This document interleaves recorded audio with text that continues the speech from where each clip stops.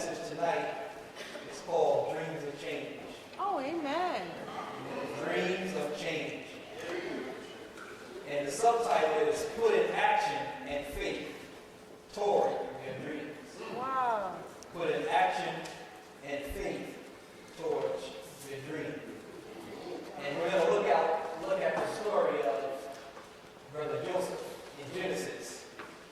You all do not have to stand because we're going to be looking at a couple of scriptures, but if you could turn to Genesis 37, and we're going to look at Joseph and Joseph's dream. Amen. Amen. I know a lot of us are familiar with the story of Joseph, but I think tonight we need to dissect some things. Amen. I also want to give honor to my wife that prayed before. I came up here, amen, 9 years. So the first,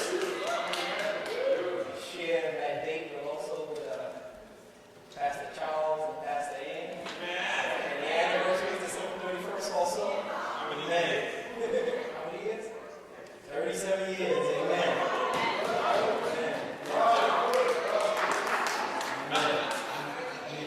We give honor to God tonight. We give honor to Overseer Williams in his absence. We give honor to our elders, to our deacons, all of our partners, our ministry leaders, Elder Hepburn, Elder Ani, Elder Gross. That was a powerful message Sunday night. That's a powerful message. Thank you for leading us up and letting us know that God still loves us. In our mess. Amen. Well, let's look at Genesis 37. And how about let's start with the second verse. And it says, this is the account of Jacob. Joseph, a young man of 17, was tending the flocks with his brothers, the sons of Bilhah and the sons of Zilpah, his father's wives. And he brought their father a bad report about him, that Israel loved Joseph more than any of his sons, because he had been born to him in his old age. And he made a richly ornamented robe for him. When his brothers saw that their father loved him more than any of them, they hated him and could not speak a kind word to him. Verse 5 says, Joseph had a dream, and when he told it to his brothers, they hated him all the more. He said to them, listen to this dream I had. We were binding sheaves of grain out in the field, and suddenly my sheaf rose and stood upright, while your sheaves gathered around mine and bowed down to it. His brothers said to him, do you intend to reign over us? Will you actually rule us? And they hated him all the more because of his dream and what he had said. Verse 9 says, then he had another dream, and he told it to his brothers. Listen, he said, I had another dream. And this time, the sun and moon and 11 stars were bowing down to me.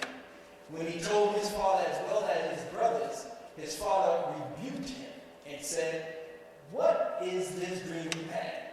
Will your mother and I and your brothers actually come and bow down to the ground before you? His brothers was jealous of him, but his father kept the matter in mind. Joseph had a dream. Amen. God gave Joseph a dream. Yeah. Joseph told his brothers and his father about the dream. But what did they say? Oh, I don't know about that. What you're saying to me is crazy. I know you have a dream, but well, what bed were you sleeping in last night? When did you wake up and who told you that dream? See, but God put a deposit into Joseph. What dream did God give you? Think about that. What dream did God deposit into you? That you probably told someone and someone said, are you crazy? No, you're not going to do this. No, you're not going to do that. You need to get out of my house. Because what you're telling me is not what I want to hear. See, but God deposited a dream into Joseph. And the reason why I love this title is Dreams of Change. Because when you have a dream, if you don't do anything with it, it's not going to happen. Come on. All right? But Yes. also, if you just think about the dream, you need to do something about it. Come on. Amen. God gave us a dream. He put a deposit in us. He told us I gave you a dream of a ministry. I gave you a dream of what you need to do in your life. Uh-huh. But we say, I don't know what to do. Right? But we have people that try to kill our dreams. Yes. So once again, what dreams or dreams have you put on hold or away that you think cannot be accomplished? Think about that. What dream? There's many dreams that God gave me that's probably still hanging up on the wall on a piece of paper. That's probably sitting in a book. That's probably sitting in my Bible right now that I wrote down. But what are you going to do with that dream?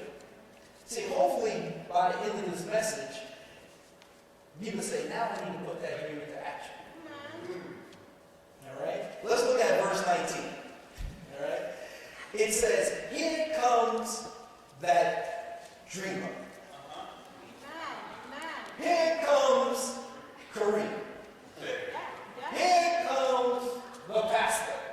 Here comes the deacons. Here comes the ministers trying to say, we need to do something. And then people say, are you crazy? You can't do that. You can't buy a building. You can't minister to people. You can't evangelize. People can't be saved on the street corner. But if God gave you the dream, it's all about doing God's will. Come on. Amen? Amen. But your dream should be in God's will. Now, if you're having dreams that are not in God's will, then that's a problem. You need to check it, and you need to say, listen, that's not of God, and we need to move on. All right? I can remember just 2 days ago, I had 3 dreams, and I said, that is not of God. I woke up so tired from being in 3 crazy dreams. I said, Lord, please rebuke whatever happened. Don't let it happen in my life. Amen? Amen. Also, in verse 20, it says, come down, let's kill him. Woo. And throw him into one of these cisterns and say that a ferocious animal devoured him. Then we'll see what comes of his dreams. Oh, there's people talking to you. There's people in the background saying you're crazy. There's people that are saying things behind your back and you're saying, I don't understand why I can't do something. Someone's speaking about your dream. You want to open up a business, but someone's saying you can't do it. Oh yeah, I know. The situation doesn't look great out there. It looks great. I know people are not getting business loans. I know people are not getting money, but that doesn't mean you cannot accomplish the dreams God gave you. Come on. Amen. But let's look at this. They threw him into a hole, into a pit. A cistern is used for holding water, but they threw Joseph in this pit. Let's think about it. You're in a pit, don't know what's going on, it's dark, and you're saying to yourself, Lord, why am I here? Why should I be in this place? Why did my family throw me into this place? His brothers threw him into the pit, and then they went back and told his father, listen, he's dead. I don't know what happened to him. Right?